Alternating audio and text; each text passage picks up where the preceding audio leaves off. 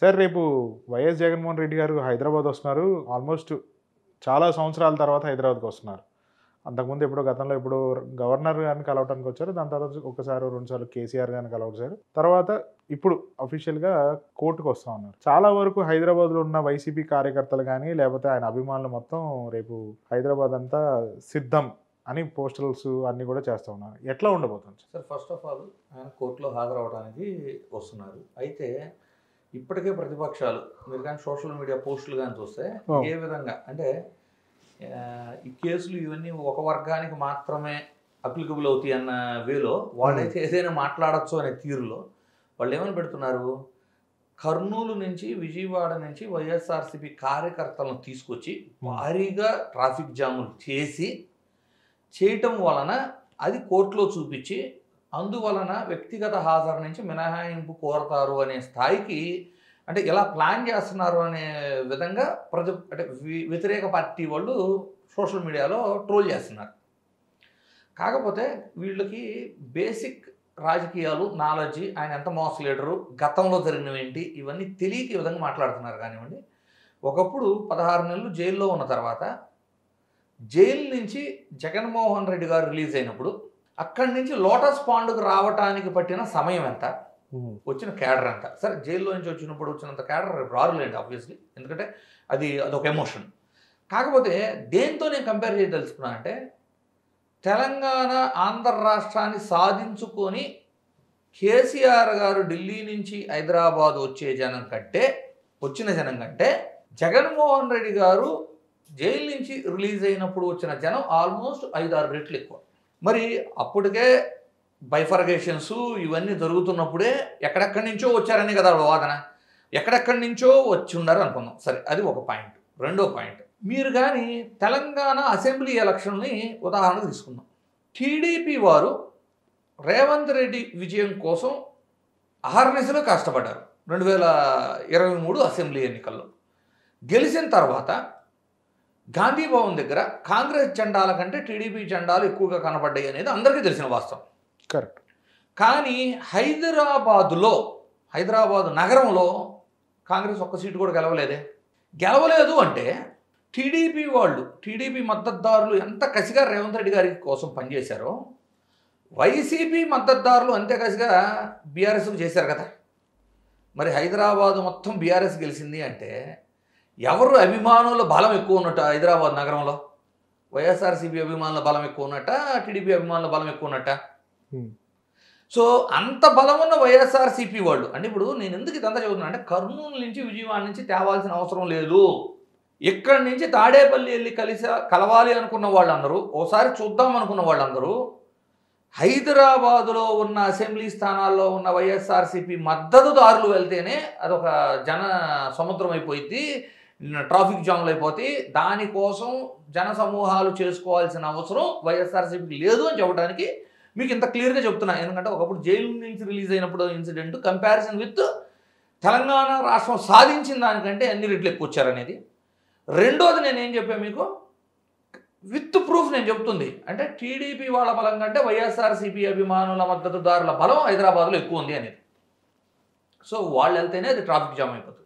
Moreover మీరు గుర్తుపెట్టుకోండి, ఆంధ్రప్రదేశ్లో మీకు రాజకీయ చైతన్యం ఎక్కువ ఉంటుంది, తెలంగాణలో రాజకీయ చైతన్యం కొంచెం తక్కువ ఉంటుంది. అంటే పోరాటం ఎక్కువ ఉంటుంది. పోరాటం ఏమో తెలంగాణలో ఎక్కువ ఉంటుంది. మన ఆంధ్రప్రదేశ్లో పోరాటం అంటే సమైక్యాంధ్ర పోరాటాలు మనం చూసాం. అంటే ఉదయాన్నే వచ్చామా, రోడ్డు మీద ధర్నా చేసినట్టు ఫోటోషూట్ అయిపోతే వెళ్ళిపోవటం. ఇక ఆ రోజుకి ఎలాగోలా ఆ రోజు బంద్ అనౌన్స్ చేసాము, అందరూ రిలాక్స్ అయ్యారు, ఒక హాలిడేని ఎంజాయ్ చేసామనే కానీ ఫోటోషూట్ కోసం చేసిన ఉద్యమం అయిందే తప్పితే అది నిజంగా లేదు. అదే ఇప్పుడు తెలంగాణ ఉద్యమం ఎలా నడిచింది? సో ఉద్యమం విషయంకి వస్తే తెలంగాణ వాళ్ళు చేసే పోరాటంతో కంపేర్ చేస్తే నథింగ్ అసలు. ఆంధ్ర వాళ్ళు రివర్స్లో ఏంటి, రాజకీయ చైతన్యం, రాజకీయ ప్రోగ్రామ్స్ ఏదైనా తీసుకుంటే ఆంధ్ర వాళ్ళతో పోల్చుకుంటే తెలంగాణ నథింగ్. సో మీరు రీసెంట్గా జూబ్లీ ఎలక్షన్ నడిచింది, సీఎం గారే 6-7 సభలు డైరెక్ట్గా పార్టిసిపేట్ చేశారు. అంటే మీకు రైతు పండగ అనే ప్రోగ్రాం రిపీటెడ్గా జరిగిన అంటే ఏ స్థాయిలో జనం వస్తున్నారు మీరు చూసుకోండి. తెలంగాణలో ఒక ముఖ్యమంత్రి గారు కానివ్వండి, ఒక ప్రతిపక్ష నాయకుడైనా ఎవరైనా ఒక మీటింగ్ పెడితే వచ్చే జనాభాకి రాజకీయ చైతన్యం ఎక్కువ ఉంటుంది. సో ఎలా ఉంటుంది అంటే జనరల్గానే జగన్మోహన్ రెడ్డి గారు వస్తున్నారంటే ఆయన ఒక మాస్ లీడర్. వీళ్ళు ఏమంటారు, వీళ్ళది ఎలా ఉంటుందో నేను ఒక మాట చెబుతానండి. బయటికి రారు, లోపలే ఉంటారు అని ఒక పక్క విమర్శిస్తారు. బయటకు వస్తేనేమో ఆ జన సమూహాలని, జన సముద్రాలని చూసి ఆ ఈర్ష్యతో మళ్ళీ రివర్స్ కామెంట్ ఆడ జనమే లేరు, గ్రీన్ మ్యాట్లు వేశారు, విఎఫ్ఎక్స్ చేశారు అని. మూడోది ఏం చెబుతారు, ఫస్ట్ లోపల ఉంటాడు, వేడికి రారు, వస్తేనేమో ఇవన్నీ ఫేక్ అంటారు. ఆయన ప్రోగ్రామ్ షెడ్యూల్ కన్ఫర్మ్ అవగానే ఆడ నుంచి తెస్తున్నారు, ఏడు నుంచి తెస్తున్నారు జనాల్ని. జనాలు తేవాల్సిన పని ఏముంది, మీ లెక్కలో వాళ్ళు విఎఫ్ఎక్స్ గ్రీన్ మ్యాట్తో లాగిచ్చేస్తారు కదా, గ్రాఫిక్స్తో హ్యాండిల్ చేయగలరు కదా. అంటే వాళ్ళకి తెలుసు ఆయన బయటకు వస్తే ఆ యొక్క క్యాడర్ బేస్ అవ్వచ్చు, జనం ఎలా ఆయన కోసం వస్తారు అనేది వాళ్ళకి చాలా క్లియర్గా తెలుసు. ఇక్కడ ఏమైంది అంటే మేజర్గా గత 5 సంవత్సరాలుగా, అంటే జగన్మోహన్ రెడ్డి గారు 2019లో గెలిచిన తర్వాత రాజకీయం మొత్తం కూడా ఆంధ్రప్రదేశ్లోనే సొంత ఇల్లు కట్టుకున్నారు కాబట్టి తాడేపల్లి దగ్గర నుంచే రాజకీయాన్ని కొనసాగించారు. ఇప్పుడు టీడీపీ గవర్నమెంట్లో ఉన్న వాళ్ళంతా ఎలా అంటే ఇప్పటికి కూడా హైదరాబాద్లోనే ఉంటూ ప్రజాధనాన్ని దుర్వినియోగం చేస్తున్నారనాలో లేదో ఎలా చెప్పాలో తెలియదు, కానీ వారానికి 2-3 ట్రిప్లు వేస్తున్నారు.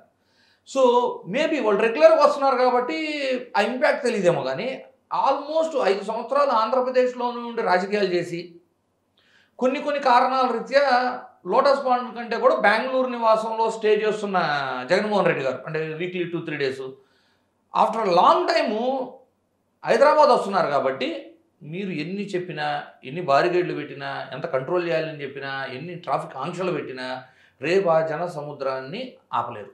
అదొకటి క్లియర్. అయితే ఇప్పుడు వీళ్ళు ఏమంటున్నారు, ఆయనేమి ప్లీనరీ సమావేశానికో, క్యాడర్లను కలవటానికో, ఒక పెళ్లికో ఇలాంటి వాటికి రావట్లేదు, ఆయన కేసుల్లో అటెండ్ అవ్వడానికి వస్తున్నాడు అని అంటే కొంచెం ఇన్సల్టింగ్గా చాలా కామెంట్స్ పెడుతున్నారు, మనం చెప్పలేని పదాలు వాడుతూ. అవును, నేనేమంటానంటే ఏదైనా ఒక కేసు అది ఆరోపణ అవ్వచ్చు, నిజం అవ్వచ్చు, అది కోర్టు వెర్డిక్ట్ అంటే తీర్పు ఇచ్చే వరకు అతన్ని ఎక్యూజ్డ్ మాత్రమే అంటారు. అది ఎవరైనా కావచ్చు. చంద్రబాబు గారు కూడా ఎక్యూజ్డ్గా కేసుల్లో ఉండారు, బెయిల్స్ మీదే ఉండారు. జగన్మోహన్ రెడ్డి గారిదైనా ఎక్యూజ్డ్గానే ఉండారు, బెయిల్స్ మీదే ఉండారు. సో ఎవరూ అతీతులేం కాదు. ప్రూవ్ చేయనంతసేపు, వెర్డిక్ట్ తీర్పు రానంతసేపు ఎక్యూజ్డే కదా. ఒకప్పుడు ఎలా ఉండేదంటే మనకి చెప్తూ ఉండేవాళ్ళు పెద్దలు, అంటే కోర్టు మెట్లు ఒకటి, పోలీస్ గడప ఈ వెళ్ళకూడదు, మంచిది కాదు అనే విధంగా ఒక నానుడు ఉండేది. ఎవరైనా ఎక్యూజ్డ్ టైంలోనే ఫేస్ చూపించడానికి అంటే ఆ షైతో ఖర్చీఫ్ కట్టుకోవటాలు, చేయడం పెట్టుకోవటాలు, కెమెరాలో కనపడకుండా ట్రై చేస్తుండేవాళ్ళు ఒకప్పుడు. తప్పు చేయనప్పుడు కేవలం ఇవన్నీ ఆరోపణలు, అక్రమ కేసులు అయినప్పుడు ఎందుకు తప్పు చేసిన వాళ్ళలాగా అలా షై ఫీల్ అవ్వాలి? దేశం మొత్తంలో ఒక తప్పు చేయని వ్యక్తి కోర్టుకు వెళ్ళేటప్పుడు గర్వంగా వెళ్ళొచ్చు అని జగన్మోహన్ రెడ్డి గారు చూపించారు. అంటే నవ్వుతూ వెళ్ళటం కానీ, అందరిని పలకరీయటం కానివ్వండి, కేడర్ని. సో జగన్మోహన్ రెడ్డి గారికి ముందు రాజకీయ నాయకులు అవ్వచ్చు, ఎవరినైనా తీసుకోండి, వాళ్ళు వస్తే వీళ్ళు ఒప్పుకోకపోవటం, వీళ్ళని లాక్కెళ్ళటము, తోసుకెళ్ళటము, బలవంతంగా ఎక్కించుకెళ్ళటాలు, ఇలాంటి ఇన్సిడెంట్స్ ఉండే రాజకీయ నాయకుల విషయాల్లో కూడా. ఒకవేళ వెళ్ళినా కూడా చేయడం పెట్టుకోవటం, ఎవరైనా మీడియా వస్తే మాట్లాడకపోవటం, ఇబ్బంది పడటం, ఇలాంటి ఇన్సిడెంట్స్ చాలా ఉంటాయి. కానీ జగన్మోహన్ రెడ్డి గారి విషయం వచ్చేసరికి తను తప్పు చేయలేదు కాబట్టి నిర్భయంగా నవ్వుతూ కేడర్ని పలకరిస్తూ ఏ రోజు కూడా పోలీసులకు సహకరించలేదు అనేది కానీ ఎక్కడా లేదు. సో చాలా కోఆపరేటివ్గా ఇప్పుడు ఆ రోజున ప్రచార రథం మీద ఉన్నారు, పోలీసులు వచ్చారు, నోటీస్ ఇచ్చారు, తీసుకున్నారు, రమ్మన్నారు, వెళ్ళిపోయారు, అరెస్ట్ అన్నారు, వెళ్ళిపోయారు. అంతేగాని ఎక్కడన్నా అంటే వాళ్ళని వ్యతిరేకించడం కానివ్వండి, తోపులాటలు కానివ్వండి, నేను రానంటం కానివ్వండి, అలాంటి ఎక్కడన్నా జరిగిన ఇన్సిడెంట్స్ ఉన్నాయా? లేవు. అదే మీరు చంద్రబాబు నాయుడు గారు arrest last time Jaganmohan Reddy గారి హయాంలో అరెస్టు సందర్భంలో ఎన్ని గంటలు ఎంతసేపు పోలీసులు వెయిట్ చేయాల్సి వచ్చింది? అంటే చట్టం పైన గౌరవం ఉన్న వ్యక్తి, తప్పు చేయలేదు అని తెలిసిన వ్యక్తి, తప్పు చేయని వ్యక్తి మనం తలదించుకోవాల్సిన అవసరం లేదు అని నిరూపించిన వ్యక్తి. భారతదేశంలో ఈ రోజున జగన్మోహన్ రెడ్డి గారు ఏదైతే ఒకటి క్రియేట్ చేశారో, తప్పు చేయనప్పుడు మనం సిగ్గుపడాల్సిన అవసరం లేదు, తలదించుకోవాల్సిన అవసరం లేదు, నిర్భయంగా అందరినీ పలకరిస్తూ ధైర్యంగా కోర్టును ఫేస్ చేయాలి, న్యాయం నిలకడకైనా బయటకు న్యాయమే గెలుస్తుంది. సో డెఫినెట్లీ తనకి న్యాయం జరిగిద్దనే నమ్మకంతో, చట్టం మీద ఉన్న గౌరవంతో చాలా హ్యాపీ, అంటే చాలా కోఆపరేటివ్గా ప్రతిసారి మీరు ఎప్పుడైనా తీసుకోండి, ఆయన అపోజ్ చేసింది లేదు. తన లీడర్స్ను కూడా ఆయన అయితే చెప్తారు, ఒకవేళ వస్తే అరెస్ట్ చేస్తారు, కోఆపరేట్ చేయండి, మనం లీగల్గానే పోరాడదామని చెప్తారు తప్పితే మీరు అబ్స్కాండ్ అవ్వండి, ఒకళ్ళేమో అమెరికా పంపించేయండి విట్నెస్ కొన్నాళ్ళని, మళ్ళీ మన గవర్నమెంట్ వచ్చిన తర్వాత తెచ్చుకుందాం, ఇలాంటి ఇన్సిడెంట్ ఎప్పుడు లేవు కదా. సో నేనేమన్నానంటే ఈ ట్రోల్ చేసే వాళ్ళందరికీ నేను చెప్తుంది ఏంటంటే బేసిక్ నాలెడ్జ్ తెచ్చుకోండి. ఫస్ట్ నాలెడ్జ్ తెచ్చుకొని ఎవరిని ట్రోల్ చేస్తున్నాం, ఎందుకు ట్రోల్ చేస్తున్నాం, నిజంగా అది వర్డిక్ట్ రాలేదు, ఎక్యూజ్డ్కి కన్విక్టెడ్కి తేడా ఉంటుంది, ఆ తేడా తెలుసుకోండి. ఎక్యూజ్డ్ని ట్రోల్ చేస్తే మీ నాయకుడు కూడా ఎక్యూజ్డే. సో ఈ డిఫరెన్సెస్ తెలుసుకోవాలి కదా.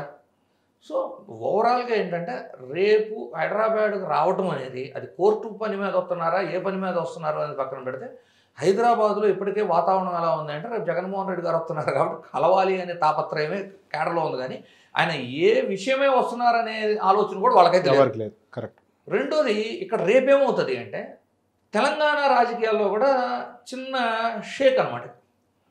ఎందుకు అంటే వీళ్ళు పెట్టే సభలు అవ్వచ్చు, వాళ్ళ అధినాయకులు అవ్వచ్చు, తెలంగాణలో ప్రజెంట్ రూలింగ్లో ఉన్న కాంగ్రెస్ అవ్వచ్చు, లేదు బీఆర్ఎస్ అవ్వచ్చు, బీజేపీ అవ్వచ్చు, కిషన్ రెడ్డి గారు మీటింగ్ పెట్టినా, బండి సంజయ్ పెట్టినా, లేదు ఏకంగా నరేంద్ర మోడీ గారు వచ్చినా, లేదు రేవంత్ రెడ్డి గారు మీటింగ్ పెట్టినా, లేదు కేసీఆర్ పెట్టినా, కేటీఆర్ పెట్టినా, కేడర్ని అంతా గ్యాదర్ చేసి 2-3 జిల్లాల మీటింగ్ ఆర్గనైజ్ చేస్తే వచ్చే జనం కేవలం జగన్మోహన్ రెడ్డి గారు కోర్టుకు వెళ్తుంటే వస్తారు, అది పక్క రాష్ట్రం నుంచి వస్తే.